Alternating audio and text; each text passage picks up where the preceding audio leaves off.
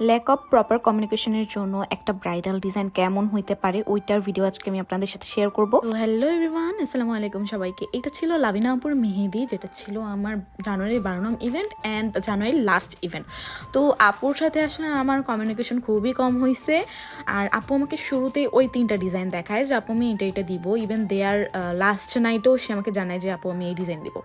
তো ওই জন্য আমি আর কোনো ডিজাইন দেখি নাই, কিন্তু আমি যাওয়ার পরে আপু বলতেছে যে না আপু তুমি তোমার মতো করে দাও। দ্যাটস ওয়াই আমি আমার গ্যালারিতে যাই, আমার স্যামসাং যে এক্সট্রা যে ফোনটা ওইটার গ্যালারিতে যাই অ্যান্ড সবার প্রথমেই লাবণ্যপুর এই ডিজাইনটা আমার নজরে আসে, আমি সেভ করে রেখেছিলাম।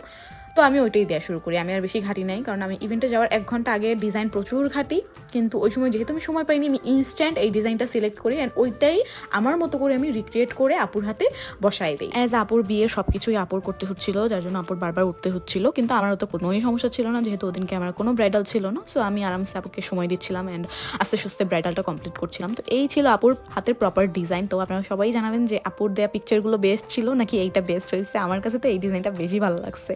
তো যাই হোক, তালুর পাটের কাজটা শেষ করে আমি আপুর উপরের পাটের কাজটা শুরু করে দিই। অ্যান্ড যেহেতু আপুর হাতের লোম একদম ছিল না বললেই চলে, সো কাজটাও আমি বেশ মজা নিয়ে করেছি। প্লাস ডিজাইনটা খুব সুন্দরভাবে আপুর হাতে বসেছিল, কিন্তু তো সেটা কিন্তু আপনারা ভালোভাবেই দেখতে পাচ্ছেন।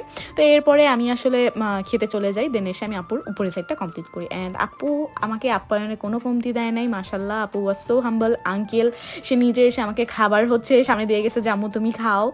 তো এইরকম আসলে ট্রিটমেন্ট পাইলে নিজের বাসায় মনে হয়। আপার সাইডের ডিজাইনটা টোটালি আমি আমার মতো করে দিয়েছি, আমার যেভাবে ভালো লেগেছে আমি ওইভাবেই বসাইছি। সবাই জানাতে ভুলবেন না যে কেমন হয়েছে। অ্যান্ড আপুর অনেক কিছু ছিল পায়ে মেহেদি দেওয়ার, বাট আপুর বিয়ের কিছুদিন আগেই পায়ের উপরে গরম পানি পড়ে পাটা পুড়ে যায়, কিন্তু আমি আপুকে ইনসিস্ট করি যে দিলে আপু সমস্যা নেই, কিছুই হবে না। দেন আপুকে আমি পায়েও সুন্দর করে মেহেদি দিয়ে দিই, একটু ভরাট কাজ করি যাতে দাগটা ভালোভাবে না বোঝা যায়।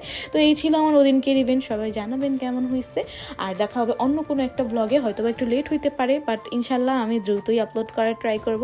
আজকের মতো বিদায় নিচ্ছি, দেখা হবে অন্য কোনো এক ব্লগে। আল্লাহ হাফেজ।